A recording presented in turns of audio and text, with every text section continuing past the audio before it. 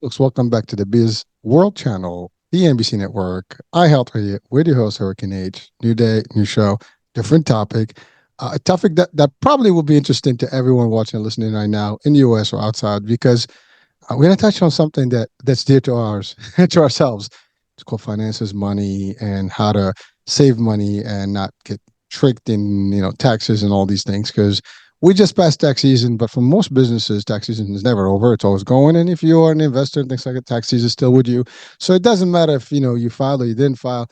It's here, and we need to know. If not, the season will come back again. So with me, someone that can help us, at least guide us through some tricks and tips, give us some tips maybe that can help us navigate the intricate world of taxes. So that's about it. I'm gonna just leave it at that because I'm gonna ask our guest to give us a little bit of all that. So with me I have Sally Gimon. Sally, welcome to the show. Thank you for having me. I appreciate it. Well, it's a pleasure. And by the way, I didn't state this, but Sally is in the world of real estate, and she's dabbling with that stuff for a few years now. I have a little background in that as well, but not as in depth in terms of what she's been doing, how she's doing it. So we're really gonna have some fun today. So again, if you're into the real estate world, or you're interested in getting into it, or investments, and you're not sure how your assets work and how to do this stuff, maybe today is a show you want to pay attention to. So that's all I have to say. So Sally, let's go back to the source. I mean, I know you have not always been in real estate, and so you've done other things. So let's go back to your original, I guess, business, live, and then how you got into the real estate world, and what got you really get into these, little tricks and tips about real estate. Because I think something happened to you that made you aware and wise. So let's go there. That, that's completely true. October 2018 was my watershed month. Three things happened. I was working full time as a Medicare broker, and I was in Phoenix, Arizona, and my nephew was getting married in Charlotte, North Carolina. I requested the Friday before the wedding and the Monday after the wedding off because I had friends and family coming in from all over the world. I was denied. I don't know about you, but that's that stunk. I literally was on in Charlotte for 36 hours because I had to be back at work 6 o'clock Monday morning. It was horrible.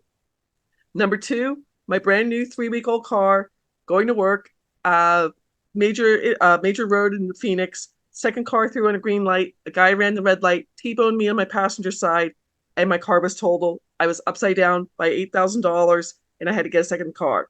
So eating ramen noodles, that's what you do in college, not when you're an adult. Then the third thing that happened, my mom and dad drove from Goodyear, Arizona, that's about 20 miles west of Phoenix, to Charlotte, and my mom got septic of the blood. She was on a ventilator for 13 months, in a hospital for 15 months. I was going out to their house once a week to do the mail. In the first week of December, there was a letter that was 27 pages thick, was my mom's statement for the first month in the hospital on a ventilator. Big, bold black letters said it was $72,000. I'm like, wow. Right then and there, in my parents' kitchen, I called my friend Glenn because I had two car loans. I had $184,000 in debt, and I hated my job. And he's just like, Sally, next week we're having a Christmas potluck. Get a $5 gift, bring some food, meet my fellow real estate investors. I don't know about you, Hurricane. Going to a party where you know nobody, scary. But I did it, and it was the best decision of my life because it changed my life only for the better. Oh, Sally, there's a lot that you just stated in those 2 minutes, literally. So I want to just get a few things because I think what you shared with us, as simple as it sounds, it's deep, right? There's a lot of stuff. First of all, Medicare is my space in my world, so I share that. But I do have to say I am really surprised that someone denies you a weekend, to go and spend, on a wedding, Correct. especially if you're a broker. I mean, I get it if you were maybe a captive agent and working, but again, come on. I mean, really, that's tacky. Whoever it You're, is, from your lips to God's ears. I'm like, I had the time, and I'm like, I just want these 2 days off. And quite frankly, I worked until 8 o'clock the Friday night before the wedding, drove myself to Sky Harbor Airport, and took a red eye out and landed at 7 o'clock the day of the wedding. I'm like, this is crazy, but I had a great time at the wedding. oh, well, yeah, well, at least that happened. But the fact that matter is that doesn't take away from, and this is a message to anyone that's leading teams and in my world, I've been a leader in sales in Medicare for since 1996. So I can tell you, Wow. it's been a long journey and a lot of teams and stuff like that. But you know what? You have to be considerate for people. I mean, I always believe that people need their time and they work hard, and it's not going to take anything from you. So if you're a leader out there and someone needs this, you don't know what that means to them. Now, someone can tell me, well, Hurricane, what do you know? We know the performance. They need to perform. We need this. Well, guess what? One day is not going to make the difference, but they can always make it up, right? There's If you're in sales and you're good at it, guess what? It's 30 days. It's not 20 days. You work when you work. You can make it up. You get an appointment on a weekend, you can make it happen. Because especially as a broker, you're independent. And that's the other thing. As an independent 1099, I'm assuming that was the status. Correct. I was 1099 and W-2. So I was working for a company, but I was a broker too. It was a weird. I Well, made great money. I can't deny that, but I was there's making nothing good wrong money. with that. But again, well, that's an interesting thing because combining both W-2 and W-9 can be a little tricky. There's ramifications, but you're right, it could be possible. But either way, I mean, really, a Friday night to a Monday, it's not a big deal.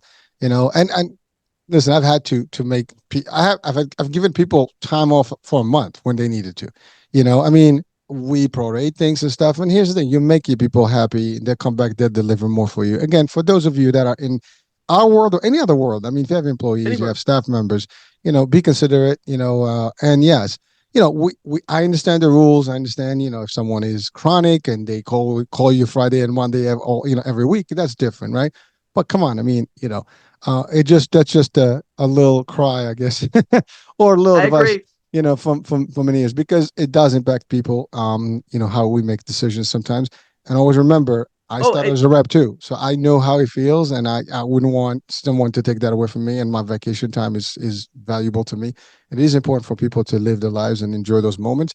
And if you make them happy, they'll make you happy, and then they'll make your customers happy, and they'll make you money. See, so it all works out well. But if you suck at it, they're not going to be appreciative to you and and for you, and therefore you might not have them, and you'll lose them. That's how people get away from companies, and that's about correct. it. Yep. Talent acquisition I is mean, hard. I had been there for 3 years, and I had told them way back when I got to save the date thing, and yeah, I agree. It Well, put a sour taste in my mouth. but here's the thing: if you put your time in advance, they're supposed to approve it. I mean, it's your time off. You're entitled to your time. They shouldn't have given you a hard time. Again, I'm surprised. I mean, it's really Right. like That year, just so since you know Medicare, there was a major change in Michigan, and I was licensed in Michigan, so there was a lot going on because they were doing away with one of the. Do you do supplements or do you do everything, advantage plans with Medicare? everything. Everything. So one of the supplements was changing, and we were on a major call campaign for that. So, but yeah, that was 2018. Now I'm my own boss, and I can come and go as I please, and I love it. Oh, well, listen. You see, that's another thing. You see what happens? Bad things happen, so good things can replace them. And Exactly. that's exactly what happened. From a bad thing, a good thing happened. But now let's talk about the other piece. Now, that's another thing. I mean, you're really actually touching on live as it is in the real world. I mean, that's what it is. These things are happening. I've experienced similar stuff. I know that people are watching and listening. And by the way, if you're not in the States and you're in another place, this stuff may be the same thing. It doesn't matter what job you have. We're just talking in the context of, what we do. But really it could be any type of sales or any other position for that matter. If someone refuses for you to take time off and you've, advanced and asked or you plan for these things, it kind of really shifts a lot of things. But that's that we put that to bed now. But the next one is your T-bone, accident, which could happen to anyone as well. Again, you're not a fault of yours. You're driving, boom, somebody crashes into somebody, and then your car is totaled. And now, if you actually buy a new car, know this: the minute it's out of the lot, if you didn't know, guess what? It's about 5 to 7 thousand off already on the value. Yes. This happened to me. I bought literally a car, brand new, and this was for an opportunity business that we started a few years back because we wanted this vehicle for this idea. Actually, the idea was about like the same thing as DoorDash and Uber Eats and stuff, and this was before them, but we just never pushed it, and now we regret it. But that's another story. That's for another day. But the fact is, we got the vehicle and we started testing it, and then we put everything on hold. So I went back to return the vehicle, and the car was, because we paid, cash for it. It was like 17,000. That was one of the small Toyotas, and when I went back to the same dealer 60 days later. It was literally parked in the garage, and weren't sure what we do, but then that's it. So it had like maybe less than 1,000 miles on it after we took it back, and they gave me $11,000 for it. That's it. I mean, I mean, I So didn't six get. thousand dollars Yeah, difference. yeah, exactly. So I didn't actually give it to them. I went somewhere else and I got another, 12,000 for it. But the fact of the matter is, that was a quick. No, I mean, the toll that I paid was 19,000 with everything. But so I got, really 12,000 back. So that's the difference.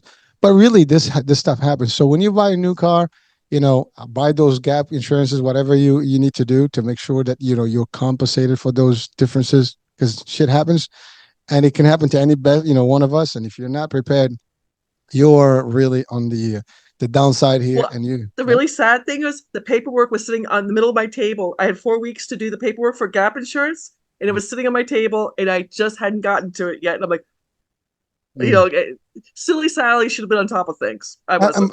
and by the way, Sally, this is something also for our audiences. Again, this is a great discussion, folks, because these are real things that are happening to people. One more thing that did happen. You don't think that an accident is going to happen just because you bought a new car, because they do. I had actually a same scenario in my neighborhood, leaving my driveway. And as soon as I turned, my neighbor came back from his driveway and smashed into my vehicle. It was 1 week old. Okay. Now, luckily, it wasn't total. We were able to fix it, a week later, but it was literally, it had like 30 miles or something. That's that's how new that vehicle was. So, folks, it happens. So, this gap insurance things that you mentioned, Sally, it is, something that you can get, and get it at the time you are getting your vehicle. You never know when it happens, because you will be down. As a matter of fact, you'll be down just by value, because that 7,000, 5,000 that's already dropped, plus any few, little miles that you put in there, that's already there. I mean, that's not even if you're not, anywhere close to what you need to do with the money, or if you didn't put, that's the other thing. If you depends how much money you put in, all this stuff is going to affect it. Fact is, you get totaled, and that's actually what they do now. They total cars more now than they used to do before. I guess that's the new thing. It's a default. You get enough damage. If the cost is a little high, they just, I guess, have their own insurance that protects them and that realm. But again, buyer beware, as we say. This is just a note that, since you mentioned it, I figured let's just touch on it, because again, any advice we can share with people from our live experiences. Hopefully, you don't have to experience this, folks, if you're watching and listening. But these are real things. And then now let's talk about your mom's, dilemma with the care. That's 70 plus $1,000 bill a For one month. month. Yeah. She well, my dad was a retired military officer, so they had TRICARE for life, and then they had Medicare. But you know, at the time, I'm standing in my parents' kitchen. I had an $8,000 deductible on my health insurance. Thank God the accident, no ambulance was called, but health a bill from health insurance can just absolutely destroy people's lives, unfortunately. Well, I'm assuming that you said they have Medicare and TRICARE, so they would have Correct. had a Everything was catastrophic paid level. for. Yeah, so they'll have, the maximum out of pocket a year, whatever, or depends. I guess TRICARE will cover the difference in their case, and so that's it. But for someone who doesn't, as you talked about It could be supplements, life those are the changing. folks that buy stuff. It can change everything. I mean, it's as bad as it sounds, and I mean, we live in the world of insurance, so we can understand some tricks, but it's not always foolproof. I mean, you can still fall into a trap in between, and if you're overqualified or you're not qualified, if you don't write the right plan, I mean, sometimes that's what those Medicare Advantage that do work, folks. I mean, because they do have a maximum out of pocket, which means that that's the max you would ever pay in that year, whatever cost that you might incur. So that may help. And then if you have supplemental, that's also works, because now you covers all the other bills, or whatever the co-insurance, co-pays, and all the stuff. But then, I mean, there's always other things. But yeah, that just to give you an indication how much that can cost. That's a lot of money, folks. And that's 1 month. You said she was there for many months. Correct. And just to give you an idea, my dad stayed with my mom for 9 months in the Charlotte area. I came out for Christmas, because Medicare is over with. On Christmas Eve, she was on the floor of 27 patients, all on ventilators. Four different families took their loved one off the ventilator against doctor's orders, because next day, January 1st, they're going to have that deductible if they have a deductible for their health insurance. I mean, the respiratory therapist was in my mom's room, just tears rolling down her face, going, "I can't believe people did that." And I'm like, that would be horrible to make that decision for your family member, your loved one. I mean, my mom got better. She actually came home for 4 months. She lost 13 months of memory, but she was sharp as a nail when she came home. And I mean, those 4 extra months were special for me. Oh, well, I mean, I'm glad you get to spend, quality time with her. And listen, my mom just came out of the hospital 3 weeks ago, so I can relate to Oh her wow, now. how's Like she doing? much better. I mean, she had a pneumonia, a lung, a aspiration or respiratory aspiration problem, so it caused pneumonia for her. But thank God she's much better. I mean, she's still, not 100%, but 90. She's getting there. But again, nothing close to where your mom was, and But again, I mean, I was referring to the idea that when you have them home and you get to appreciate them more, and Yes, so cherish the moment, folks. You never know. It's always a good thing to do. And again, even today, we don't know how this thing would the outcomes will go. I mean, looks good, feels good, sounds good. But you never know. But just every moment is a beautiful time and moment. Take it for what it's worth, folks. But now, exactly. I, what you said, Sally, is also again unbelievable where someone has to make that decision because here's my parents' life or my loved ones' lives and the money because I can't do it and they have to make that call. That must be some mind game that's going to play on you for the rest of your life because you never know. You'll be like, with that guilt, were they supposed to still be here if I had left them there? And that question will always be there. I mean, it's going to take some faith and some hardcore belief to actually get away from that. It's That's a tough one.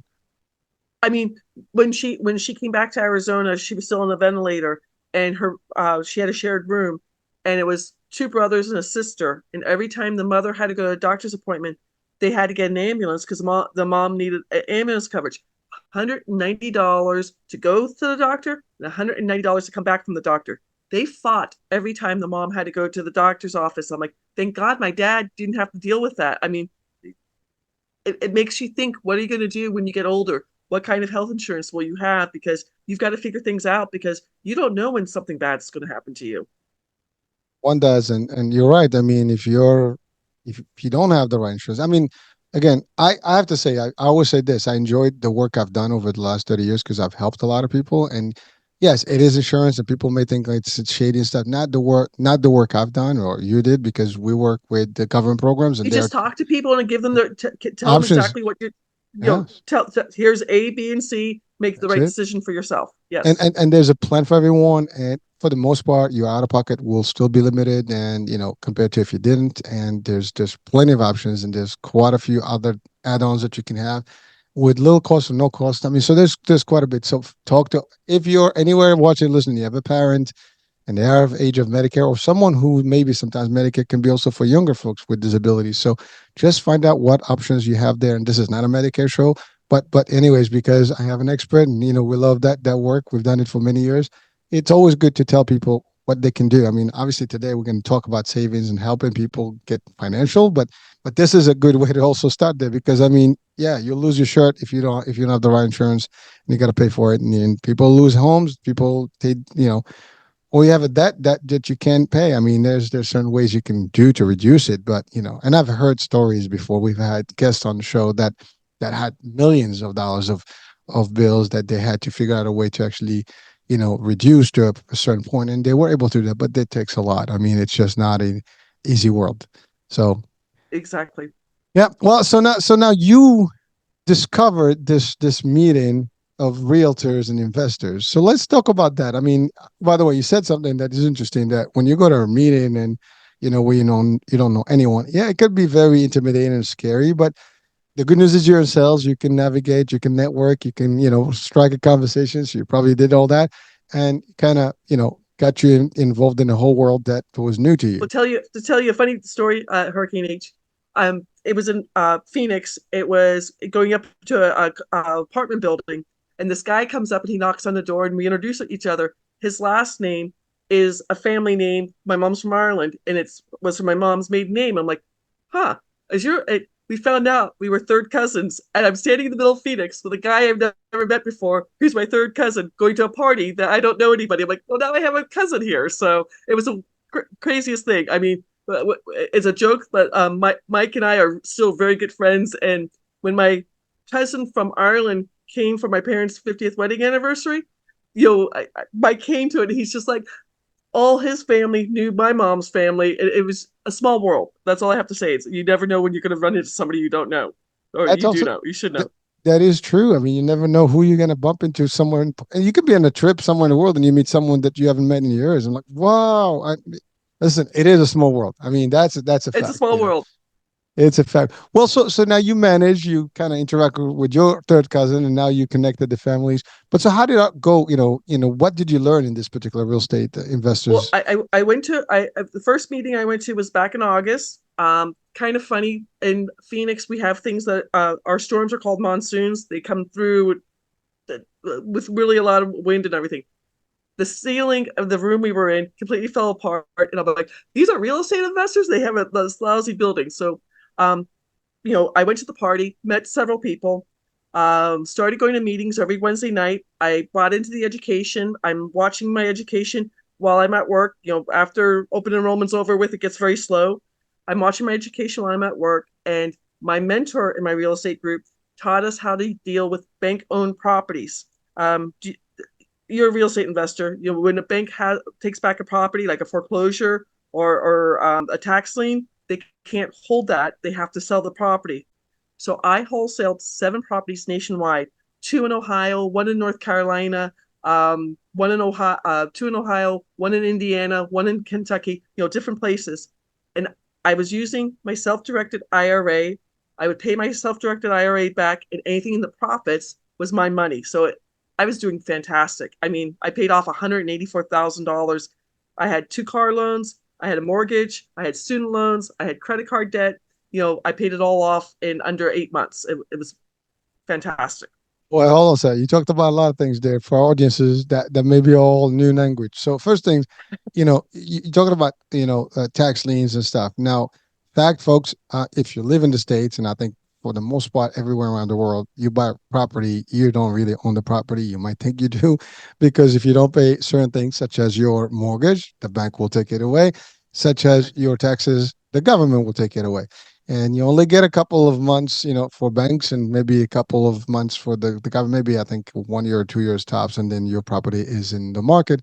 And it doesn't matter how much money you put in, how many years you paid for it. That tax money is what they go after. It could be $10,000, and you paid 500,000. Unless you come up with the 10,000, it will go to auction, and there is a sheriff or whatever, depends on the county, whatever. They will actually auction it, and whoever bids for it takes it. So that's what it is, and those things do go out, and you were able to actually find them. And there are listings out there, folks. I mean, there are listings everywhere about these properties. Now, with the current economy, it's a little tougher, different. I mean, if you have the money, you can certainly pick up. And a lot of billionaires out there, and people with money, this is what they do. Now, I mean, I've been in real estate, and I had my time where I did some investments, and I kind of gave up that for a while ago, and I wasn't able to come back to it because, again, it takes some capital, some tricks to get there, at least to invest in those properties. But it was worth it at the time, and this was like in early 2000s, before the crash, and unfortunately we sold everything before it got better, and so we could have made a lot more money at the time. But again, mistakes happen, and we learn from our mistakes. As we say, it's not a You failure, it learn from just your mistakes. You'll do exactly. I mean, I wish I was in real estate when the crash happened. 2018, everything in Phoenix, the prices, the house next door to me, someone bought it for $5,000. I sold my house for $350,000. I mean, how do you buy a house for $5,000? I wish I had known about real estate before when that crash happened. that's a good opportunity.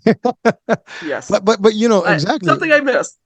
Well, again, we listen. Sometimes it's the time, sometimes the money. It's all about timing. Everything is just got. Sometimes they all have to add up, and when they do, everything works out. And sometimes it's just not meant to be. So, but again, anybody that is into the world of finances, or at least investments. I mean, there's hits and misses and stuff. But there's a lot of we're talking about auctions. I mean, they have apps actually. Literally, I think there's auction.com or something. It's an app where you can actually find parcels and lots and properties, that are being auctioned literally around the nation. So, and again, these tricks can be also portable to other places around the world. I mean, depends where you are. These things are working. And the reason I'm addressing this just because the show is worldwide. But If you're interested in the states, this is the tricks. This is what how it works. Now, so you learned these tricks. So you said you bought into the courses, you learned the stuff, and you started to apply. But now you said you put all that stuff in the IRA. So let's break that down to our audiences. So I had worked for an insurance company called USAA for 14 years before I became a Medicare broker, and my money was still sitting in the IRA there. And one of the things they taught me in my real estate group is how to self-direct your IRA. So I had Roth money, which is after tax dollars, and I had traditional IRA money. So I was able to self-direct two different self-direct IRAs, but I had to make sure I paid myself back, or else, because if you're under 59 and a half, you have to pay tax a 10% fee on top of it. So I have a whole lot more money in my traditional IRA than I do in my Roth IRA. But within my Roth IRA, I had put as much real estate as I can in that because as it grows, I don't have to pay taxes on any of it. But um, yeah, it was a fantastic way to use money. I mean, one of my deals, I'm not trying to crow, but it was a six apartment unit in Norwich, Connecticut. I got for $178,000. I wholesaled it the next day for $4 million, and put the money. I had to pay back the $178,000, and then the rest of the money was mine. Wow, and that's listen. That's what happens, right? One night you're on this side, the other is on that side. You just got to take some steps, right? And learn to. By the way, but I love what you said about the IRAs and how they work, and that you can actually direct them differently, and you were able to Correct. filter your real estate money into them and cover that. So this way, it's not subject to the penalties. Because I can tell you, folks, if you do take your money early on, you will have to pay taxes. Not only have to pay the actual percentage of the taxes, but you also pay the penalty. I happen to have made that mistake a long time ago. Again, talking about mistakes. Now I'm open book here to share some of the bad things I've done. But I had to pay. I mean, I owe like I forgot, it was like I had to make a deal with the IRS to actually make payments plan for like 3 years before I was able to get rid Wow. of that penalty. So it adds up, folks. And again, consult. Sometimes you make decisions without asking the right folks, and that's what happens. You pay the price. So I did it before I consulted with my accountant, and next thing you know, my accountant says, "Well, now you got to pay." And okay, so let's talk. Let's see what we can do. And so there is a way out, but certainly I could have avoided that if I did it differently, or took that money and put them in a more protected way. But I didn't. So that was and, my and, and mistake. you're not alone. So many people do get in trouble for that. I mean, one of the things, because you're a Medicare broker, do you, do you ever deal with somebody who's turning 65 and getting Social Security, and all of a sudden they garnish their paycheck because they haven't paid off their student loans from 30 years ago? I mean, I dealt with that at least once a week. That to me is shocking. Oh, well, so that's a topic. That's a hot topic, right? We hear about it in the news, like student loans going to be waived and all this stuff, whatever. But here's the fact: is they don't go away, those student loans. So if you took a loan, they're with you for I don't know life. where that stands right now, but I paid Again, off at all least my as far as I know, undergraduate and graduate school. Yes, well, again, I but as far mean, as I know, it's still a pain, and it sticks with you unless you figure out a way to get rid of it. But yeah, here's the thing. I mean, unfortunately, we live in a nation where you start with that, and that pretty much follows you through your life if you don't know how to manage it, and it's very difficult. And at many times, believe me, even I made good money, and up and down, and sometimes you get stuck again in debt, and you got to get yourself out of the debt, and it takes time. It ruins your credit, and there's all kind of stuff that comes with it. It's almost a game, folks. We just gotta know, especially for our young folks watching or listening right now. Just ask people, before you get into the trap. I mean, it's a super trap, and you will be literally just like glued into it, and it's very hard to come out of it if you don't know how to do it, or you have the help that you need.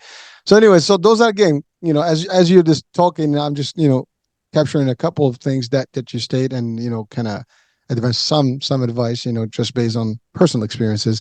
But this stuff is real, right? So but again, there are ways. And so your course was specifically how to invest in distressed properties, or like foreclosures, correct. or bank But my bank mentor, Jay yeah. Tannenbaum, he had this goes back to the 2018 crash. Oh, I just forgot the company's name. Bank of America bought up all the titles were really messed up. So we figured out how to clear our title. So the apartment building didn't even know who they were supposed to be paying their mortgage to, and that's how they got behind. And it took a few extra steps to clear the title, but I had to go back and make sure everything was notarized correctly, and everybody, each owner was told what was happening. But my mentor Jay Tannenbaum, he helped me do a whole lot of real estate. He retired from it, and I wish he would still be here because I'd still be doing real estate with him. So what else do you learn in this journey? Because it seems that you have a lot of stuff to share with us today. Well, one of the things I did in July of 2020, one of the bank owned properties I got was a bank owned reverse mortgage house in North Carolina. My mom's still in the hospital in North Carolina, so my philosophy was I'll fly out to see the property, write it off my taxes, so I could visit my mom in the hospital. So when the house finally went to auction, August 28th of 2021, I knew I paid $20,000 for the house. I knew it was going to go to auction for $50,000. So I knew that $30,000 spread without lifting a hammer, my capital gains, short-term capital gains, would be $7,110 on that. Well, when it went to auction, I was told nobody bought the house, and I'm like, "Oh, is it my house now?" And they're like, "No, it's going through upset bids." And I'm like, "What the heck's an upset bid?" North Carolina is a very strange state. Have you ever done an auction house or an auction? I've been to them, but yeah. Well, any place else in the country, you go to an auction, you bid up the house, everyone bids. Whoever's the winner has to pay for the house either that day or they have 24 hours to pay for it. No, no, no, no. There's 101 counties in North Carolina, and you have to know which county you're in. It's either 10 business days or 10 calendar days. You have to do it in person. And if, like, let's say you won a house for $10,000, congratulations. I can go into the county and pay them $10,750, and now I've won the house, and that 10-day window becomes my window too. So my house got sold in August, and I didn't finally, the upset bids kept going and going and going. The final upset bid happened on December 14th, and it went up to $64,598. So I made 44,980. I made great money on it. But the more important thing, during that time, during COVID, I researched the Spendthrift Trust and I moved it from my LLC into the trust. So all the profit I made on it, it was my money. And then I didn't have to pay capital gains on that, my short-term capital gains. So I got to save over $10,350 in capital gains on that my first property in the trust. But let's talk about that. Mm-hmm. Spend thrift trust. So that's what it's Yes. called. Now, you're referring to capital gains, which is if you buy a house, I think you have a period of time. In some states, it's 6 months, I think, or less. Anything that you buy, doesn't even have to be a house. It could be a baseball card. It could be one of my clients refurbishes furniture. She gets and she got in trouble. She got audited by the IRS. That's why she got the trust. So it could be anything you buy and sell at a profit. You'll pay capital gains. You go. Well, again, I was just in the context of real estate, but actually, that's a learning thing for me too, because I thought that was more a real estate thing when you talk capital gains in real property. But I guess it affects everything that you're dealing with. I mean, if you're a middle person buying and selling and flipping, you got to pay the. Listen, Uncle Sam's gonna get paid, right? So, Oh, Uncle Sam wants your money. Yes. yeah, I mean, got to pay the dues, right? Well, so now, what you're stating is that if you create this what is it called, spendthrift trust, Spendthrift trust. you can take the money and push it in there, and then now you don't have to pay capital gains. Basically, it Correct. shelters the money. Now, Correct. anyone can So, open this. Or how does it work? it's a very specialized trust. The full name, so your listeners have it, is irrevocable, complex, discretionary, non-grantor, spendthrift trust. All five elements are very special. Irrevocable means it goes from generation to generation. Today in the United States, 97% of all trusts sold are what's called a family trust or a living trust. My mom and dad had this. Susie Orman talks about this on PBS television. The living trust only avoids going through probate and then dissolves and goes away. So like my parents had it. I couldn't use their trust to do my real estate or anything like that when it goes away. Complex. This trust can hold money day to day, week to week, month to month, year to year, decade to decade. The law firm I work on behalf of inherited a trust that turned 350 years old in 2023, so century to century. My parents' trust or the family trust When it dissolves, all the money has to be dished out to the family members, however they want to do that. Third element, irrevocable, complex, discretionary. Whoever is the trustees can make the rules for the beneficiaries, and after the trustee passes away, there's no contesting the will. There's nobody can complain about it because the trustee has the power over the beneficiaries. Fourth element, non-grantor. This makes the trust 100% private. Someone who's not a beneficiary signs up to be the settler, the person who starts the trust. They're the trustee for 5 months, 5 minutes, and then they sign themselves away. Um, it makes the trust completely private, so nobody knows what you have, where you own it, what you do, how much you make, or anything like that. And then the fifth element, the spendthrift, has been in front of the U.S. Supreme Court on two different occasions. Both times, the Supreme Court has honored the spendthrift trust. It's in the IRS tax code 643B. So this trust is exactly what the Rockefellers have. When our tax code went into effect in February of 1913, the super rich families made sure they could save taxes. And that's what I researched for 5 months, because when I found out I owed the government so much more than I planned on, because my tax bracket went from 22% up to 24%, I researched the Rockefellers Trust and several other trusts, and I found the Benson Financial Trust.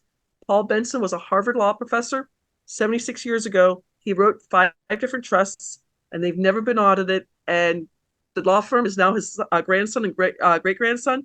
They give you a certification saying if you get in trouble or if the IRS questions you, they'll defend you free of charge. They've only had to do it once, and no trust has ever been audited, and it's an amazing thing. I'm able to save so much money with both my business and my beneficial spendthrift trusts. Think I did actually have a specialist in trust, on a show series a couple years ago, and Oh, he might still come back. And we've touched on a lot of stuff, but not this particular one. And so that's something definitely to bring back to him, when he comes back. But certainly, as you said, all the big families or the people with the real money out, that it's generational wealth, right? It's correct. protected, and it is known fact that these trusts are very private, as you said. No one can tell how much their worth is and stuff like that, and what they own, because it's all covered, and it just cannot know what's in there. I mean, except the trustees, as you said, and that's about it. So it's a very interesting world, that we live in, and if you know how these things work, I mean, certainly if you have the wealth, you might as well look into like how and the advice of my friend who actually did the show with us was that you have to have one. If you have some money and you have family and you have things and you have heirs, it's worth to have a trust, because he gave the examples of when we don't, as you said, there's probate, in the courts and stuff, and you can't do things, and you got to wait, and the money is locked, and the people can change things on you, and sometimes the court can give equal share to someone else, that if there's no will in place, I mean, it just gets so much tricky. I'm not a lawyer, but just that's just some of the stuff I gathered from the discussion with my legal guest, but really it's pretty cool stuff to know these things. And hey, listen, the more we know, the better we are, just to That navigate the system. Yeah. that's my goal. I want to teach people, hey, here there's a solution. If it's not right for you now, maybe 2 years from now, but at least you know the solution. So beneficial trust versus business trust. You kind of mentioned that. Mhm. So The so business trust, yeah. the Go business ahead. trust is for U.S. business owners and 1099 income earners. You will save at least 90% on your federal income taxes, and in 43 states no longer pay state income taxes. I mean, my clients are saving thousands of dollars. I have a free course on the Great Discovery. If you just go out to www.sallygimon.com, you'll get to my free course, and there's a chart there that shows all 50 states and someone who files single, because there's 4 ways to file your taxes: single, head of household, married jointly, married separately. Single's the most expensive way. I'm single, and I have to do this. But every state, it will show you how much you'll save in federal and state taxes. There's 7 states. Don't ask me all 7, but South Dakota, Nevada, Texas, and Florida, and several other states have no state income taxes. But to give you an idea, Hurricane, you're in New Jersey with this business Go ahead. spendthrift trust, you would save at least $14,295 every single year with the Business Spendthrift Trust. That's your money. Pay off your mortgage, buy a new car, save for retirement, take your family on a vacation, give to charity. It's your money to save. The first page of the IRS tax code says it's up to each individual to save as much money as they can. And that's why I'm so glad you had me on your podcast, because I would love to tell more people about this. Oh well, hold on. You just like my eyes get open, a little bigger than what they are when I hear these things. So especially you talked about Jersey, and I know we get taxed. So I guess everybody gets taxed, but basically you start a business like an LLC. Is that what it is? How does this work? I mean, for Actually, someone, yeah. it won't have an LLC because that's statutory. What you do in New Jersey, you can get an LLC in New Jersey, and I can get an LLC in North Carolina. We have different laws because different states. This is on the federal level, so it won't have any LLC, S corp, or C corp in it. But the federal court, the federal taxes overtake the state taxes. I'm here in North Carolina for the past 2 years. I don't pay any North Carolina taxes. They don't know I'm here. My cars are registered through the trust at the DMV. That's everything's in the trust, not in my own name. So you basically, but how do you start this trust? I mean, in terms of like you go through a legal, Correct. proceeding, and okay, so you hire a So, lawyer. so, so the law firm Mm, has the copyright on the Benson Financial Trust, what Paul Benson, the Harvard law professor, wrote. It's now his grandson, great grandson who do it. There are different trusts out there. You know, I just know the Benson Financial Trust. That's all I talk about. But you're going to get a new EIN, or employee identification number. You're going to get a letter to open up a new bank account. And like with that one property I was telling you about, the bank owned reverse mortgage, I had it in my LLC. I did two bill of sales, one from my LLC to me in my own name, second bill of sale from my own name into the the trust. trust name. I went to the bank, I got him notarized. I handed my banker $10 because I had that in my wallet. $10. He wrote a thing that money was considered, handed it back to me, went back to my house, scanned the two. I'm living in Phoenix at this time. I scanned the two bill of sales, sent them to the attorney in Raleigh, North Carolina. Next day, the attorney in Raleigh, North Carolina asks me for the first page of the trust. I scanned that, sent it to him too. It got moved into the trust, and that was I started my trust in September. So let's say it was September 12th. Let's just use that date. And when it finally went to auction, August 21st, it was in the trust, and all the paperwork had the trust name on it. It was, I mean, maybe an hour of my time, Googling bill of sale, driving to the bank, getting it notarized, and then scanning it to save $10,385. It was well worth my hour of time. Well, that was for that particular property, but anything else can go. Like you could put anything else in it, right? Correct. Correct. So, Well, like one of my houses. So the beneficial trust, we talked about the business trust for U.S. business owners and 1099 income earners. The beneficial trust is going to save the following five taxes year after year, generation after generation. You will no longer pay short-term or long-term capital gains, interest income if you're a passive investor or doing creative financing or seller financing. You'll no longer pay dividend income taxes if you're in the stock market, a day trader, an options trader. You will no longer pay rental income taxes if you have Airbnbs, 5 doors, 10 doors, commercial property, or multifamily property. You can still take depreciation or do cost averaging. And then finally, you will not pay royalty income taxes anymore. So my last house that I won here in an upset bid, the market has changed. People, the interest rates are in 7%. So I did seller financing. The family, she has an online job. She's a digital marketer. Her husband's working in what do you call it? He works. He works in a restaurant. He's a district manager, but the wife's job is too new. They just moved down here from Long Island, so they paid me $20,000. That's non-refundable. The house I got, the upset bid, I won it for $250,000. Zillow says it's worth $365,000. I'm going to sell it to them in 2 years. So November of 2025, I'm going to sell it to them for $310,000. They're going to get equity already with that. She handed me $20,000. That's non-refundable, and they're paying $2,000 a month to live there. So this is all going towards their to get the house in November of 2025. She either will get her own bank loan and then take over the house and pay me off. She will either pay me $20,000 again and stay in the house for another 2 years, or they will move out. So if she gets her own bank loan and everything else, I'm going to save. This is interest income because it's creative financing. I'm going to save over $57,000 in interest income taxes on this one house. I mean, this is just one of the deals I've got going there. I've got three other houses just like that since then. So it sounds like a rent with option to buy to, and you lock the price in and all the stuff, and then they'll keep paying towards it. A Correct. percentage or 100% depends on what the deal is, goes into the actual equity for the house, and then they kind of lock the price. But then if they're not ready, you can continue a renewable, and then eventually, if they get their own financing, it's done. So you kind of work with them to own their house while they're, believe it or not, my first house I did that. So so it's true fact. I actually bought my first house through this, Oh, wow. Good for concept. Yeah. you. But yeah, that stuff works, folks. Again, I mean, someone can say, Hurricane, you'll have the answers. You've done it all. Yes, actually, I've done quite a bit, especially, when you have a few decades in life, you do get through. And when you're Correct. like going crazy and doing all kind of things, always trying, different things to see how it works. But again, if you want a house, I mean, that's probably one of the easiest. You find someone that's willing to work with you.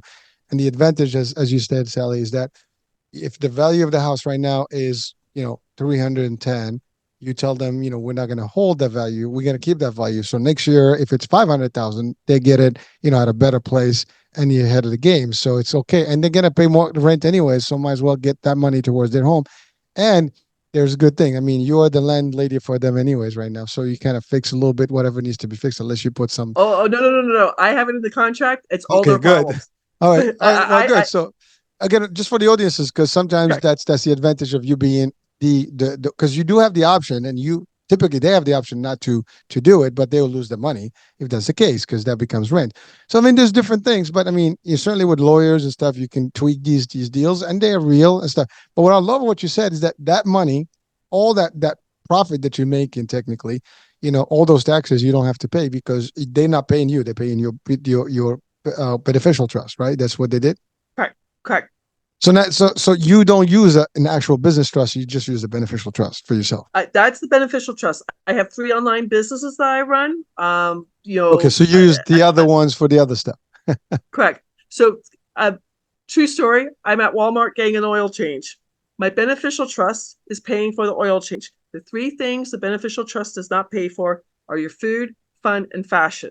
You can do what's called a demand letter against your properties, but I have a red debit card for my beneficial trust, and I have a blue debit card for my food, fun, and fashion. So I'm at Walmart getting an oil change, and I'm buying my food. The kid behind the counter called me Nemo because I'm using two different cards. So I'm like, trust me, I know what I'm doing. I want to save as much as I can. I mean, I still have to pay.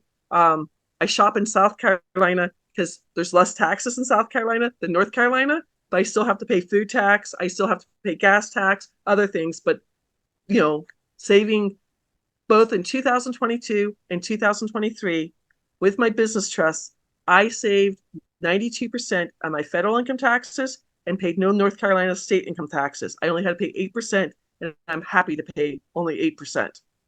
Again, It's an amazing thing. and this is not just in the Carolinas. This is everywhere, like 50 states. Each state Everywhere, has their correct. own. Yeah, This is my story, correct. right. But not so for people that are watching. I mean, sometimes like, well, how much does it cost to start these things? I mean, what would you tell Great them? question.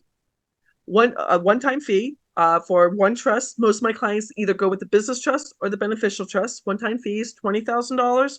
If you 6 months down the line, 2 years down the line, you want the other trust. There is a little bit of discount. It's $17,000.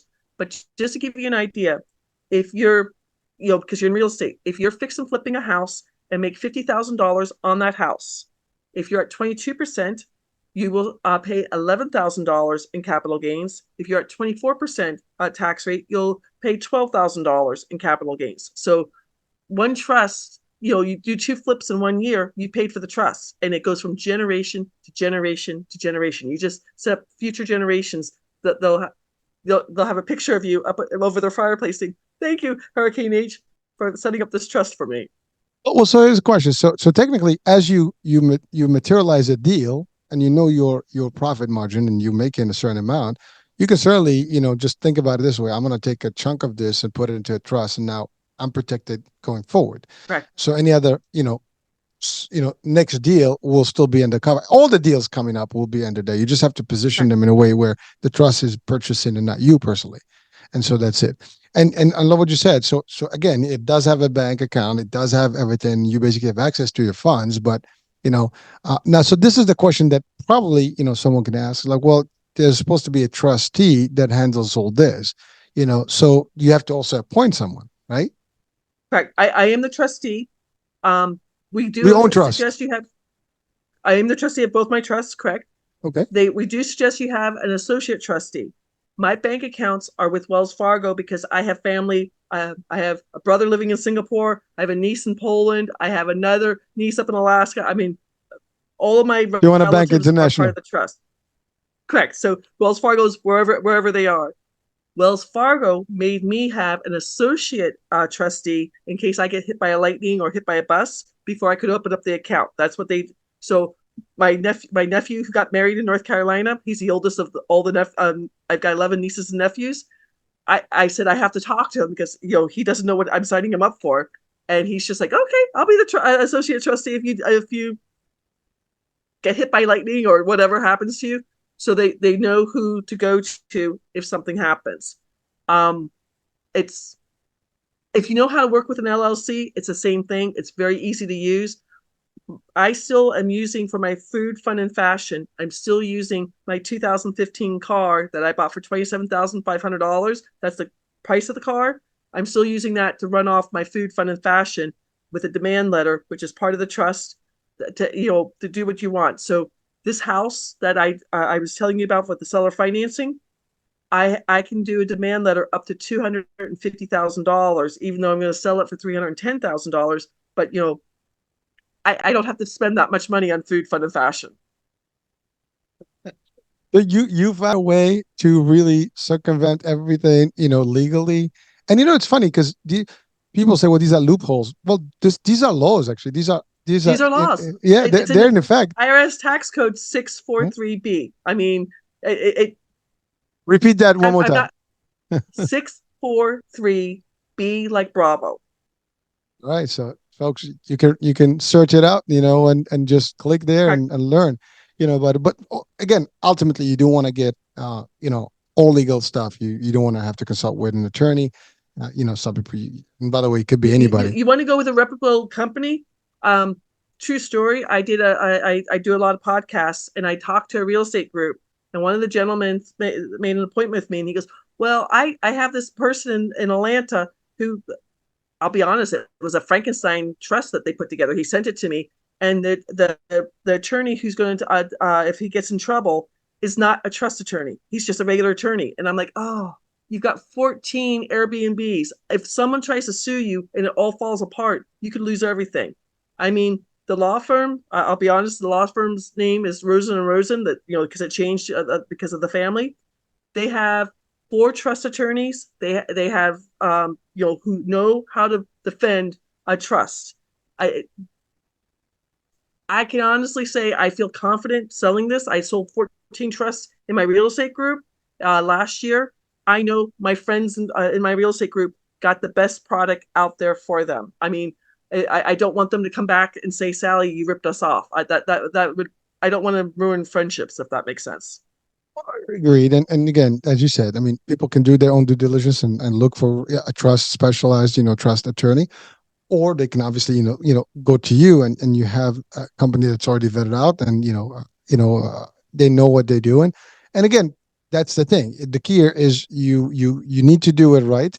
And if you have Right, some wealth and you know that you're going to be making good money, then it's worth protecting it. And it's very important because if not, you're going to be taxed left and right, and that's all there is, and you're going to pay. And I love what you said about the brackets. The more you make, the more the brackets shift, right, and then your rates are different, and so on and so forth. Your deductions are different, all that stuff, and knowing how to play, as you said, the business one versus actually if you have an online business or corporation, then that goes into this pool, and if not, everything else goes to the other, and both of them are worth it. Now, I mean, what I heard is like, what is it, like 37,000 to have both? Is that between the two? correct, Right. correct. And most people only have one because they don't want it. I just want to give you this is somebody who I talked to last week. So give me 1 second. I'm going back to my notes. Sure. Um, Husband and wife, they're in Texas. She's a stay-at-home mom. They've got three young children. Husband makes $75,000 a year. Congratulations to them. They're at 12%. She became a digital online marketer. In the first 5 months of 2024, she sold $100,000 worth of products online. Fantastic. Way to go. She increased their taxes from 12% to 22%. So their state taxes. Texas doesn't have federal. Their federal taxes. Texas doesn't have state tax. It went from $8,536 for a full year to $28,600. If she continues doing what she's doing for the next 7 months and does another $100,000, which I hope she does, I hope she does more than that, but she's going to increase them to 24%, and their taxes are going to go up to $52,085. She hasn't bought the trust yet. She and her husband are thinking about it, but if she buys the trust, we're going to save her over $10,895 for the rest of 2024 because I can't do what she's already done, for the first 5 months. But then every year afterwards, she will save $34,106 a year. That's her money to pay off their mortgage, buy a new car, do whatever she wants with it. And she's just like, well, can I retire my husband? I'm like, you can do whatever. If your husband wants to become a digital marketer, he can do it too. So, I but yeah, love they've her got, spirit. yeah, well, one child's in school, two kids are too young to go to school. One's going to go to kindergarten next year. And she's like, I love being a stay-at-home mom. That was her dream, to be a stay-at-home mom, and she's living it. I mean, she's making great money doing what she's doing, and she gets to spend the time with her kids. Well, thank you. I mean, here's the thing. I mean, yeah, I mean, as a business person, you're doing good and you want to do more and more. But at the end of the day, I mean, if you're gonna make 100,000 and pay 50,000 out of it, whatever, then you basically out of that. But if you're only paying 15,000 or 20,000, you're saving 30,000, additional. So now you can enjoy the 80,000, and it's your money, and it's already done. It's covered. It's yours, as you said. Kids are going to college. You can pay for a good tuition there, whatever. So and you can again, maybe it's a retirement plan, whatever. I mean, it's your cash flow, right? So you can buy property and flip it and do all this stuff and put it back again. There's more things, right? Keep Uh, flipping it and keep using the money. One of my clients, this was back in 2023. He's a fix and flipper. He's got a crew in Victorville, California. He was looking at this and he's like, I don't know if I want to do this or not. Well, what he did, his crew, he couldn't use them all the time because he had to have all this money saved up. So in Victorville, California, first house, he was at 24%. He saved $12,000, made it $50,000. Now in 2023, instead of just doing 4 fix and flips per year, he did 7 fix and flips last year. And now in 2024, he's on track to do 7 fix and flips again this year. And because he's got more money to put into the money's more accessible for him, if that makes sense. yes. And then I have an affiliate program, and he's telling other fix and flippers at Home Depot, "Hey, you got to talk to Sally. Here's my link." And he gets paid because he sends me Commission. more clients. Oh, listen. Well, we should have that on the description of the show. So hey, you never know. People, you can also make money here. Exactly. Why not save money and make money? That's not a bad deal, right? Right. So And people think he's crazy, but he's because of him. I have 5 new clients, so he's gotten paid each time for those 5 new clients. word of mouth, the old and the most ancient way of doing business, marketing yourself, and it works because people tend to buy when they see real results from your trusted people, right? So Exactly. so so now on the capital gains, right? Is there a time frame that you have to hold on? Let's say in the property specifically, if you buy a property today, and or you there's sold a it, there's a difference between short term, which is a year or less, and then long term, which is a year or more. So short term capital gains are taxed just like your income, 7 different layers depending on your tax bracket. So I use 24% for myself because that's where I was when I start the trust. Long term capital gains, anything over a year, will either be 15 or 20%. Uh, I just this at the end of April, a gentleman, he and his brothers built the restaurant 42 years ago. They sold it as is for $3 million. At 15%, he's going to save $460,000.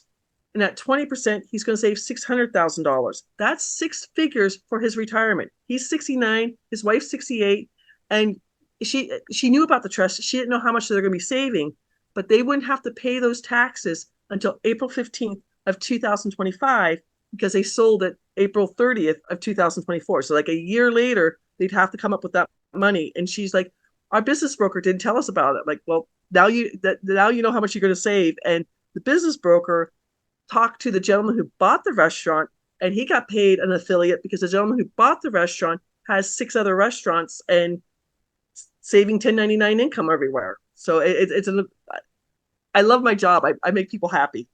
Oh well, certainly. Well, here's the thing. Just to so they sold the house. I mean the restaurant April of 24. They will have to pay in April of 25, right? Correct. If they didn't have the beneficial trust, they'd have to pay that money at April 15th, 2025, when the taxes come due. So the question is, um, and is it still permissible to get the trust past the point of buying, or you have to have it before you buy? Meaning Well, what because we did for them, okay, correct. What we did for them was we set up the trust. They got the new bank account. They got the EIN number. They didn't pay for the trust until they got paid for the restaurant, but they ran the restaurant through the trust because we knew we were going to save them so much money. so the trust is the one that sold basically the property. Exactly, Okay, exactly. so you So have to have the trust in effect when you do the deal, otherwise it will not be able to account. So you won't be able to. exactly. So again, for audiences, the idea is that if you're looking at a big deal, then get your trust, and when you collect the money, you can certainly work a payment plan to get that money paid to you guys. But at least you have the structure to actually get into the system accordingly, so you qualify for the deal or for the tax savings. And you know, it was very interesting because his son saw a video on TikTok and said, "My parents are selling the restaurant." I mean, the father's just like, "I've never heard." Their business broker, Sam, he's just like, "I don't know anything about this." So I sent them all the information. Again, my free class out on the Great Discovery. There are three articles from Forbes magazine that each article talks about you need to be making have at least $3 million. But the average person joining my national real estate group is a 65-year-old, is a 56-year-old man who wants to start doing real estate for the next 9 years so they get money for their retirement. Why not save the taxes that go along with it? It makes sense. I mean, listen, if it is a trick and you can, I think the most concern will be like how to come up with 20,000, 17,000. But if you're looking at a deal that is definitely, you know, 20,000 plus, I mean, you can absorb that year one. And especially if you're going to do more deals, then you know that you're just going to be in a game. Now, ultimately, Yes, if your deal is you're going to make $5,000, that's a different story, right? Why would I pay 17,000 for $5,000? Like, I'll just pay 1,000 for whatever percentage. So it all have to add up in math. But if you're really into this investment, concept and you're going to talk big numbers, then it's worth, the investment so you can cover. I mean, that just, math 101, simple stuff. But now, on the same note, the idea of the capital gain, um, you set it up, you get it done, you get it, to operate, and then many deals doesn't matter any year, any time, any month. It's all under the same, right? So you don't have to keep creating. It's one trust for all. one trust goes generation to generation. If you're familiar with the 1031 exchange that in real estate, where you can save the capital gains each time you do a real estate deal, I have talked to 17 adult children whose parents are either incapacitated or have passed away, that they all of a sudden get this bill. They're like, what the heck is this for? And like, oh, your parents were doing the 1031 exchange. And when you sold that investment property, all those capital gains came due at that time. I mean, if you don't keep doing it, it comes back at you. With the worst case scenario, let's say you get a trust and your great great great great great great grandson decides he no longer wants this trust and he cancels the trust. He cancels it. I'm using the date November 15th. What 2,100. 29 let's say, wait, so far in the future. Okay.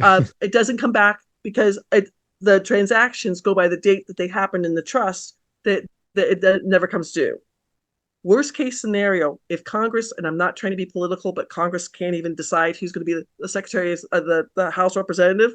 But if Congress decides to change tax code 643B, I won't be able to sell any new trusts. But my trust is contract law.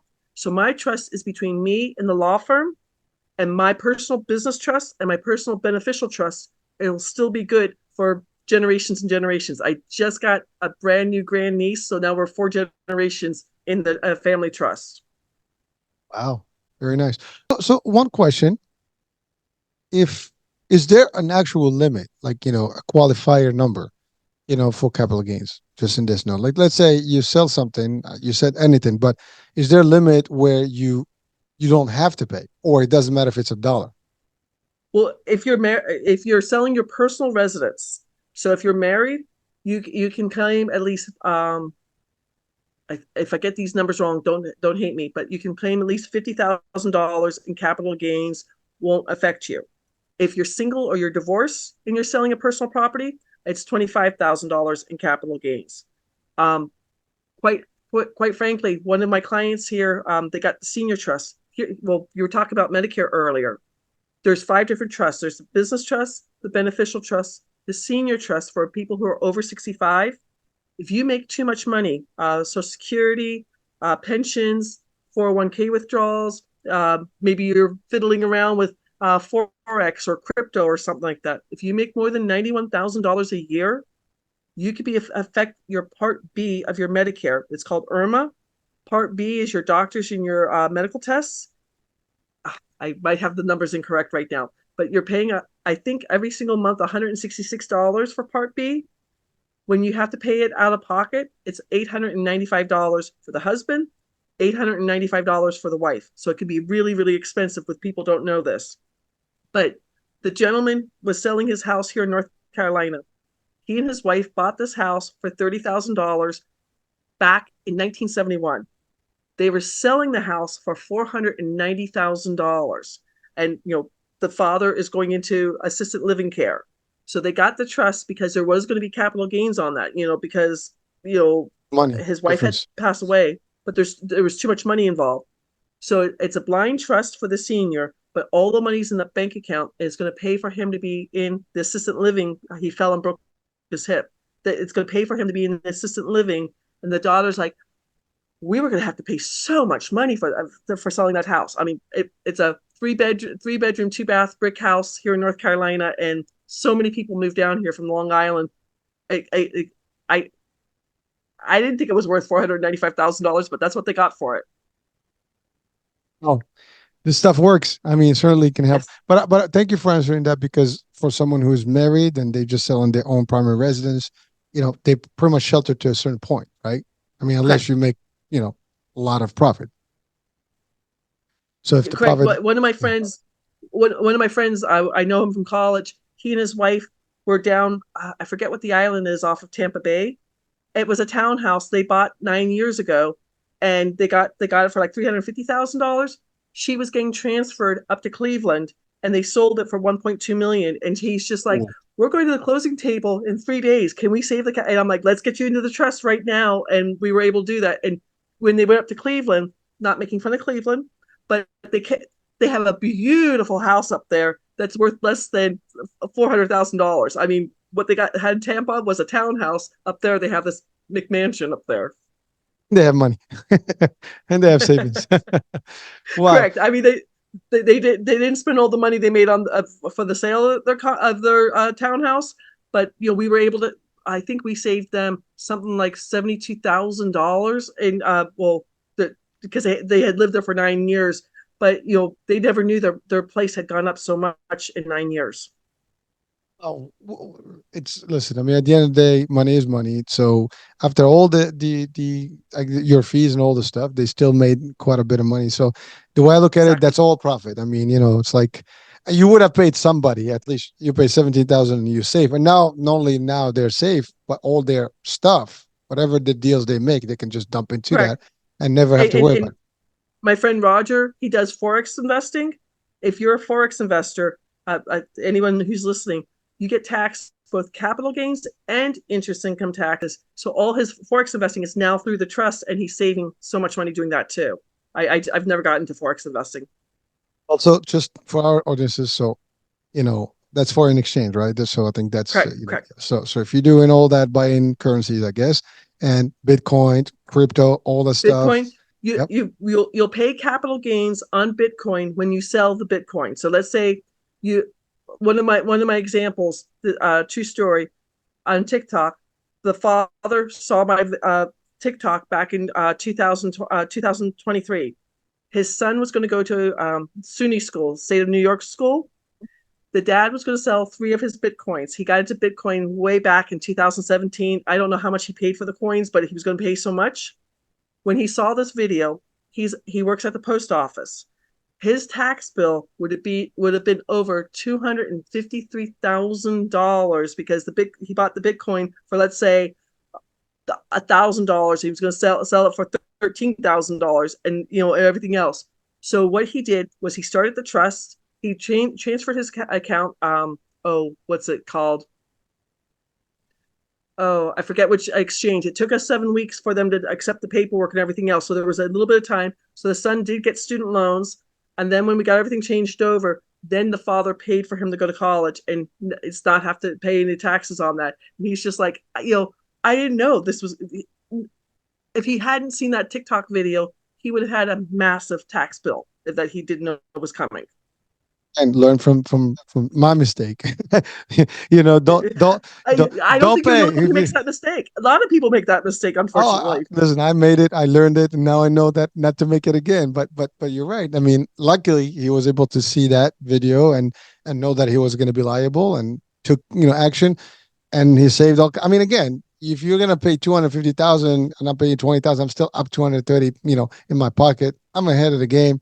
So consider it, a good deal, a good investment. Well, his friend back in 2017, his friend told him to put $1,000 into Bitcoin. He got 9 coins at that for $1,000. I mean, that's amazing. I wish I knew about Bitcoin back then. They're I think up to close to 70,000 right now. So pop. So doing. I mean, it's almost close enough to the million mark there. So Yeah, you know, I mean, it's amazing how well 700,000, but the fact is, it adds up quick. I mean, it's a good place to be. And I just had a show about those things, and that stuff is not going anywhere. It's it, just it's going to be around, and quite honestly, anyone who's in crypto, they don't have to worry about it until they decide to sell their coins. That's when the taxes come through. And true story, last year, January 24th, the U.S. government changed the 1040 tax return paperwork. They put in a new question saying, "Did you make any money in NFTs or crypto?" And if you said yes, it opened up nine more questions underneath of it because the federal government's trying to figure out how they can make as much money from people investing in crypto.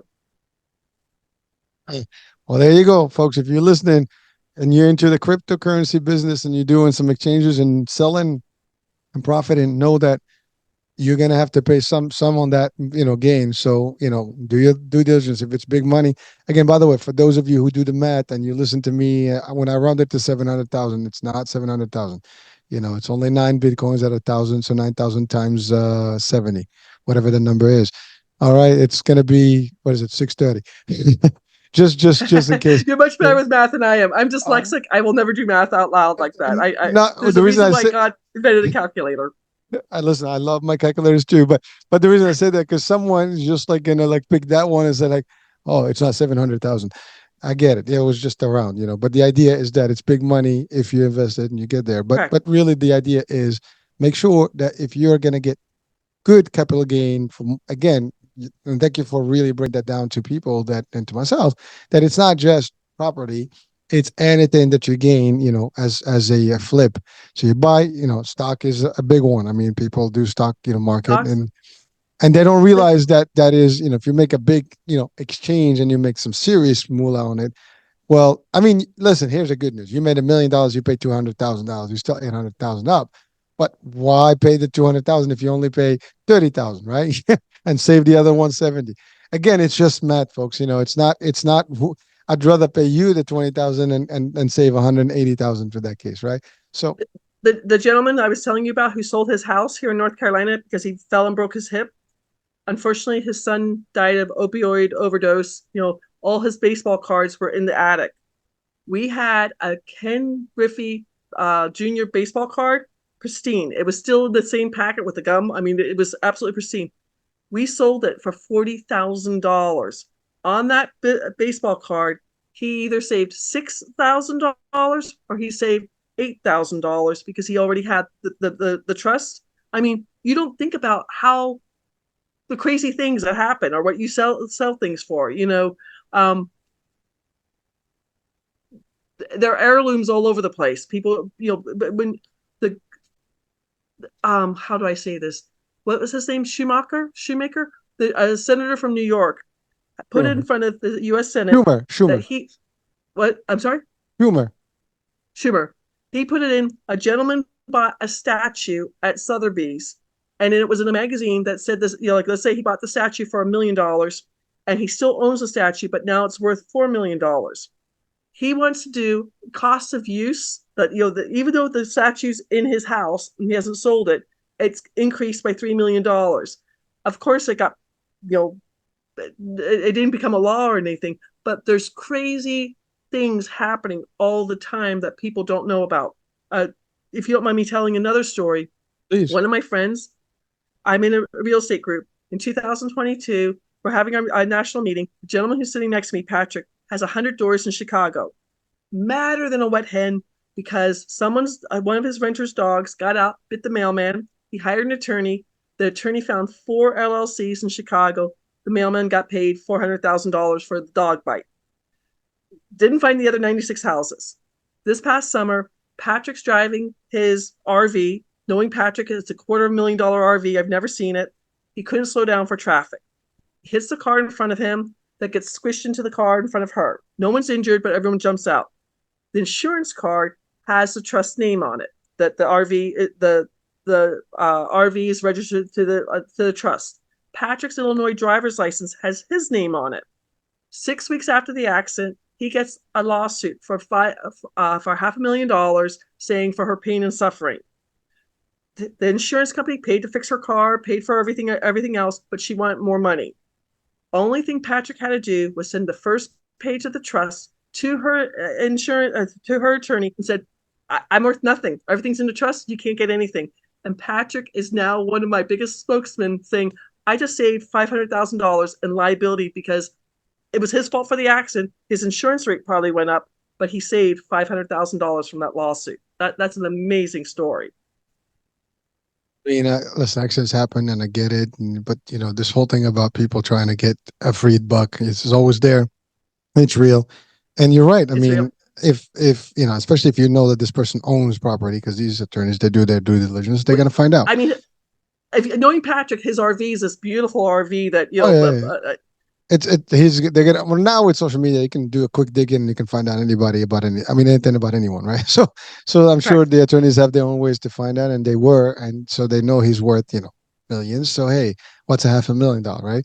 But as you said, everything is a trust. I mean, I can enjoy the money, but it's not on my name.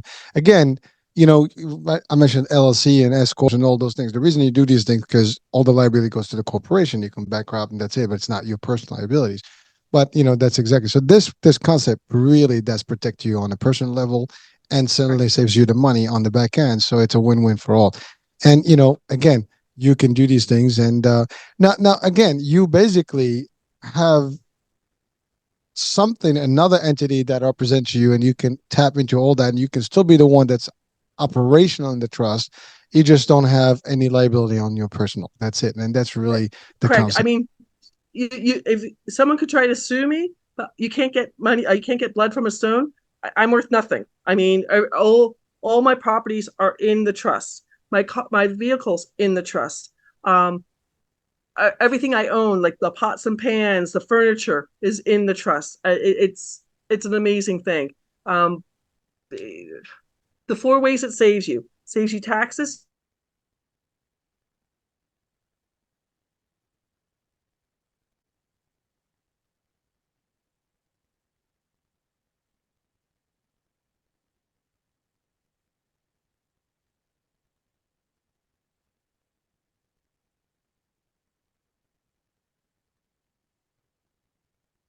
Oh, they lost you.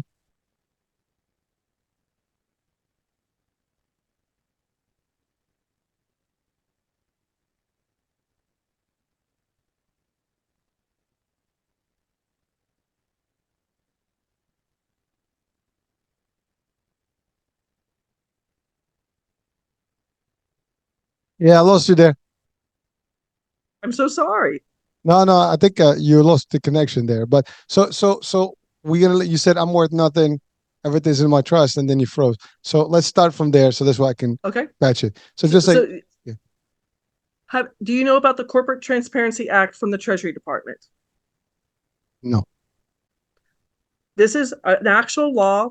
If you are an LLC, an S Corp, or a C Corp, or doing business as, you have until December 31st of 2024 to file the paperwork with the Treasury Department.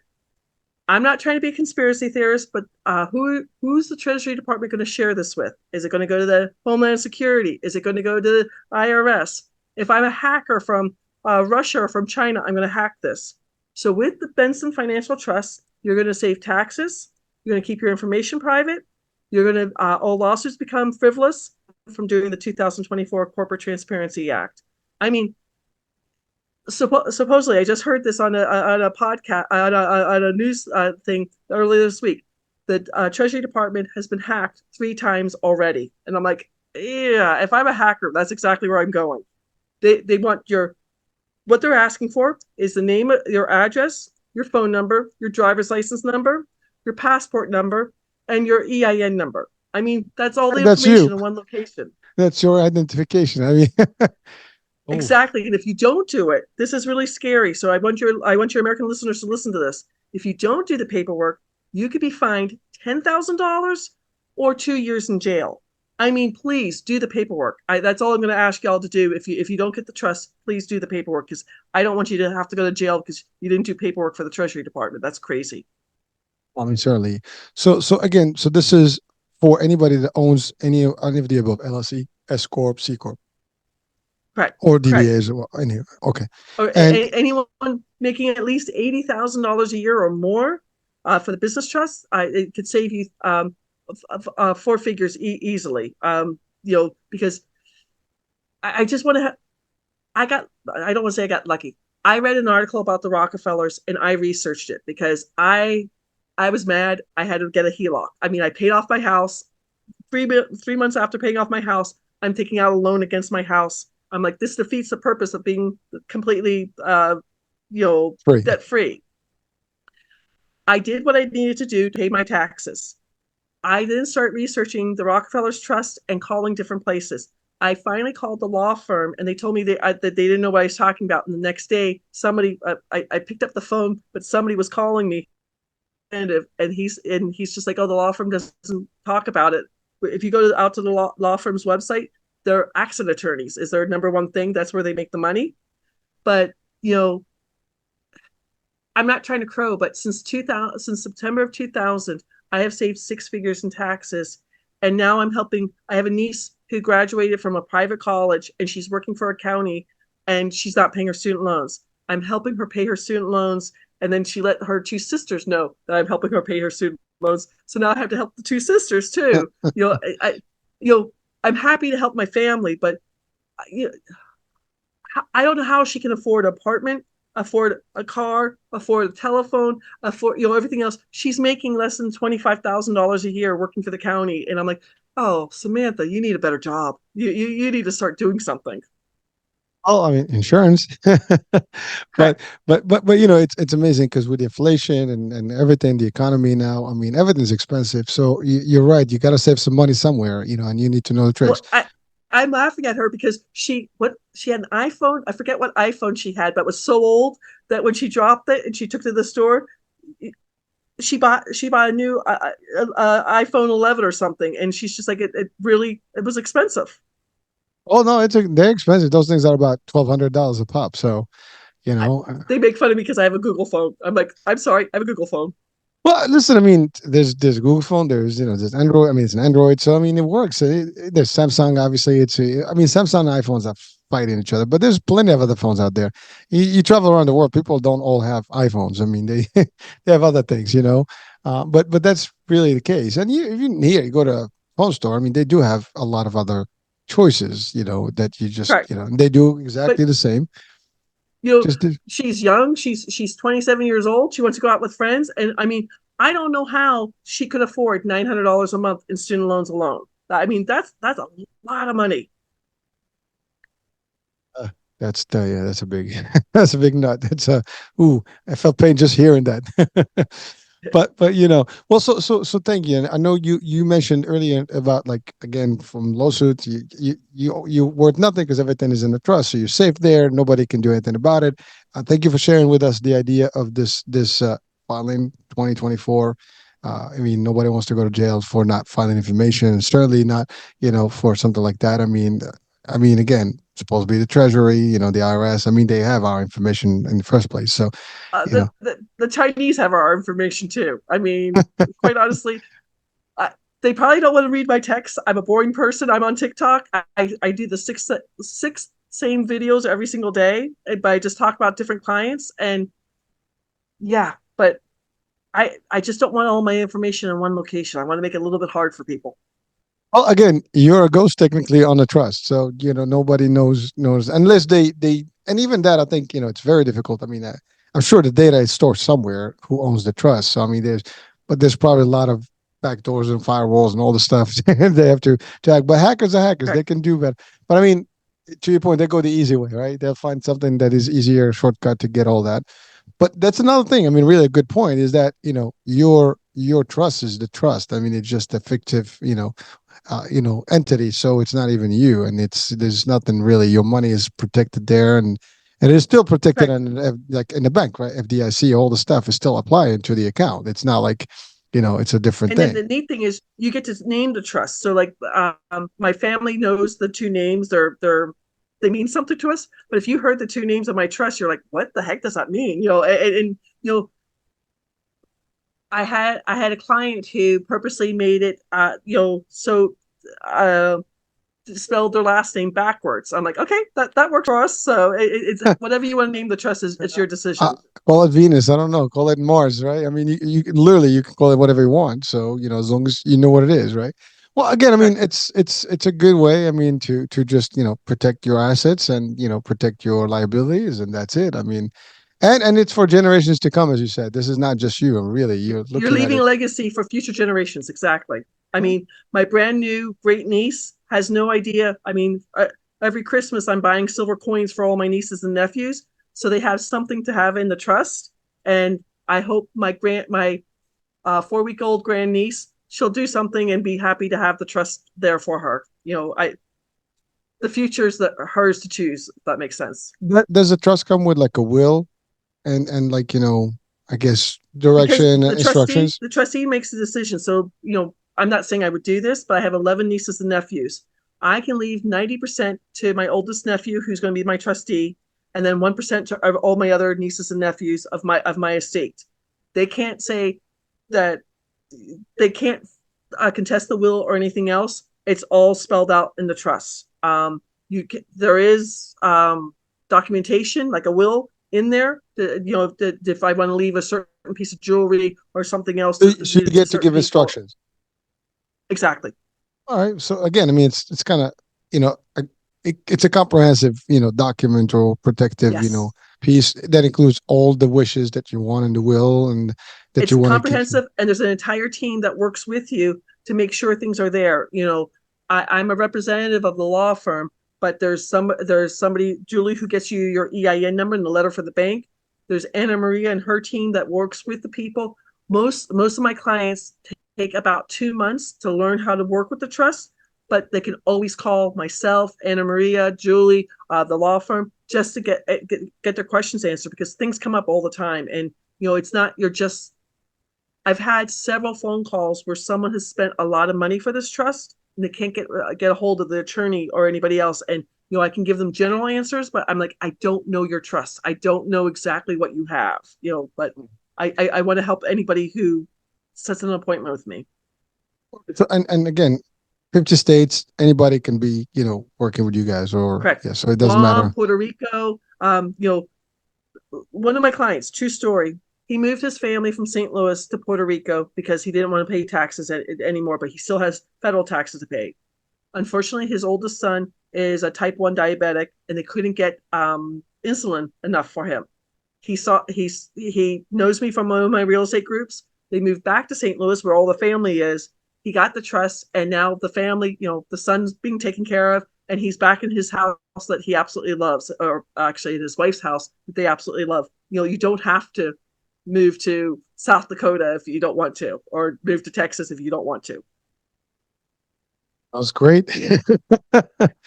All right. Well, listen. So I know you also you talk on podcasts, you do all the stuff, but you also are on Win Win Women TV. Is that?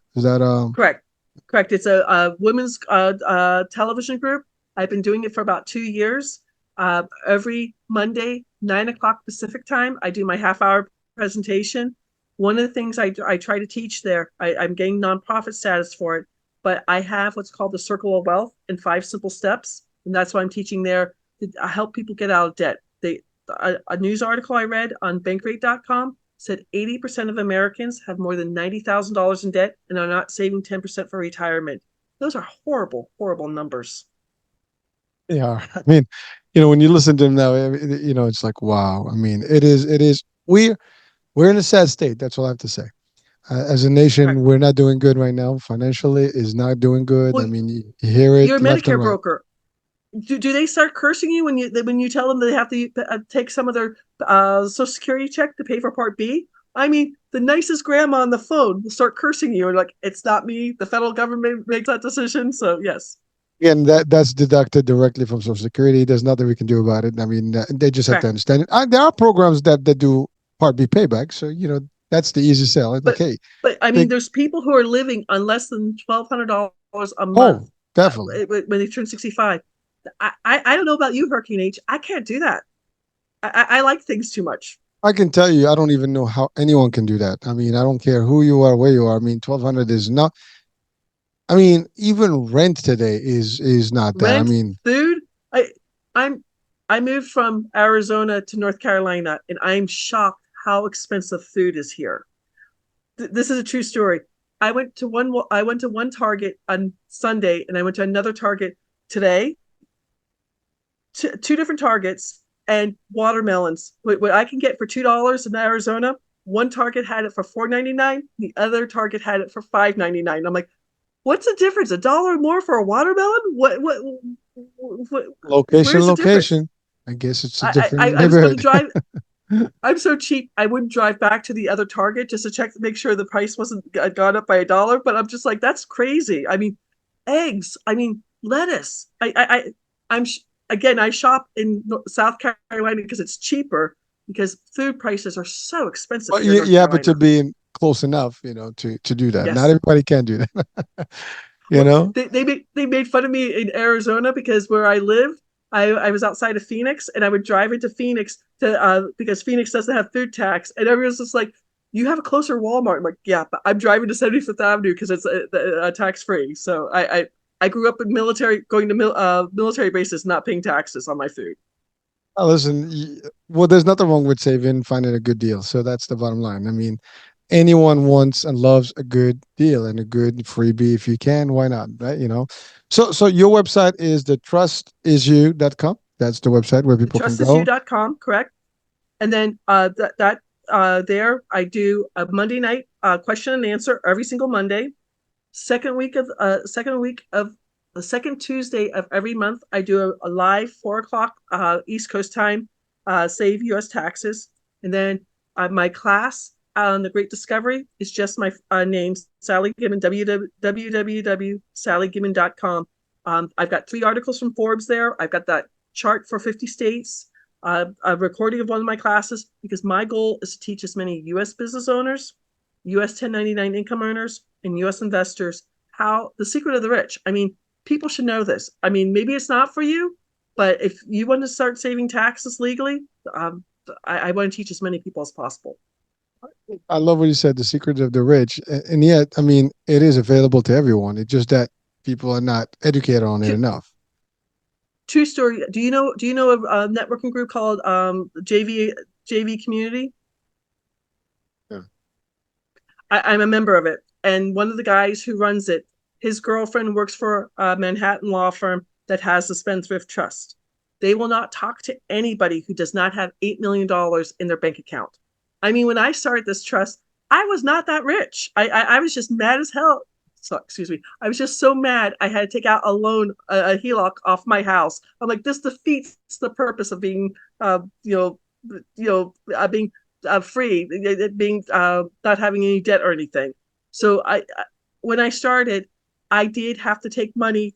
I did use some money from one of my Roth IRA to do it. But I paid myself back, and I've saved so much in 3.5 years with it. Speaking of which, are you able to move all your assets from the IRAs into the trust? I've kept my stuff in the Roth IRA. I kept it there, but the stuff in my traditional IRA, yes, I made all those assets over, and I made sure I paid myself back, or I paid my IRA back. Well, you still have your IRAs. You just Correct. basically, so that's still there, I'm still not earning. 59 and a half yet, so I'm going to wait until I'm 59 and a half so I don't have to pay taxes on Okay, things. so you playing it. So it's good. That's just so you took I've the got 2 more money. years to go. You're young, so you moved the money. You took care of business. You got yourself out of debt. You put it back in there, and you still have it. And now you collect it later with no penalties. That's a smart way. See, folks, I mean, I think, as I said earlier, this section today, I mean, this whole discussion today will touch about how to save money and just be aware of a few things. And I think a lot of tips have been shared, today by Sally. And these are like valuable, things that Thank you. and can really use for real. I mean, and by the way, if not you, maybe someone else. And again, you don't have to be rich to do this either. I mean, think about it this way: if you don't have the money and you know you're going to make the money and you know you're going to have a transaction that's going to be big enough where you're going to have a liability of over 20,000, then you know the deal. If it's more than 20,000, let's say 30,000, well, you're ahead of the game. You pay your trust, you got 10,000 left, and then any other transaction after that is yours free. So, you can't go wrong with the math. Or either way, you're going to pay the 30,000 to Uncle Sam. So 10,000, to you versus 30,000 that is all gone. So you're cool. But the fact is that just the minimum bare minimum you need. If not, if you're looking at a transaction, as you said, you bought a house, now it's worth a Yes. million, then, and I'm not talking about your, as you said, your residential property where you married. This is like investment properties. And if that's the case, then you know the deal. All right. Well, Sally, any last words of wisdom to share with us, in addition to what you shared today? I just want to say do something. I mean, I I keep talking about my watershed month. I should have gotten involved in real estate investing years earlier. I'm glad I finally did something. But just don't sit on the couch and be a couch potato. Don't sit and watch Netflix day after day after day. There's so many ways out there to make money that you find something to do. That's all I'm going to say. Things like, but remember, someone can say, "Well, you had something to withdraw money from to invest. I don't have nothing." I mean, that's a reality of things too. But again, as you said, maybe it's time to start building an IRA or things like that. I mean, there's a way. I mean, maybe not today, but again, this is an advice that can go with us long way. Things change overnight from good to bad, bad to good. So just plan for Yeah. those days and just start. I mean, if you have nothing today, it's okay, but just know that you can build for the future and start up. You got to start at a point or another. So just might as well start today. So again, for those people that may feel that, well, it's not, I'm not, the circumstances are different. Use your circumstances, your current circumstances, but just take the advice and try to apply it. Do what you did. You learn. I mean, you figure out a way. This podcast can change things. This talk show can at least give you some links, to a new way out. And again, the Trust is You is the website, or sallygimon.com is the other one. I mean, look it up. There's nothing wrong with that. Check out the work and see what's up. Or again, if you know someone that can do. And now the other thing, if you are starting a business, you're starting to see some lucrative, revenue. Maybe that's where you need to be. Have the business end of the trust and protect yourself and your assets. So that's it. I mean, I think we've heard quite a bit. We've extended our hour, way past the hour, but you know what? It was worth every Oh, minute I of have to it. apologize. I talk too much. Oh no, no, please don't worry about it. Again, this is for our audiences. I gain knowledge, they gain knowledge, we all gain knowledge. At the end of the day, it's all what we want. We want resources, we want information, and that's great, and it's free. I mean, that's the easy part. I mean, you don't have to pay for this stuff, just to get the information, and you're not going to hear a lot of this on standard, I guess, media, right? So might as well get it from somewhere, that is available and from a trust, source, literally, no pun intended. But so so Sally, thank you so much, Thank for you, being with us. Hurricane H. I appreciate you having me on the show. I really liked it. I appreciate you, and thank you so much for being with us. And folks, I hope you enjoyed today. And again, it's money. Everybody needs it. Everybody can use it. And if you're a parts, I would for anybody else outside the U.S., there are similar laws and similar practices and things like that. So please do To tell check you the them. truth, this comes from England way back when King Henry VIII started the Church of England. So if you're in Canada, you're in Australia, you're in New Zealand, if you're the Commonwealth, you should have something like this. I just don't know the laws in different countries. And I'm sure it's everywhere. Just do your due diligence. So whatever you hear in this podcast or to watching this show today, or anytime after this, just look it up. How can you protect your ass, especially if there is taxes and things like that. Now it might be different, but there's definitely something out there. Just do it. I mean, worst case, there's nothing. You have no liability. You're good. But if there is something now, at least you know that there's some tricks that you can apply. So that's all there is.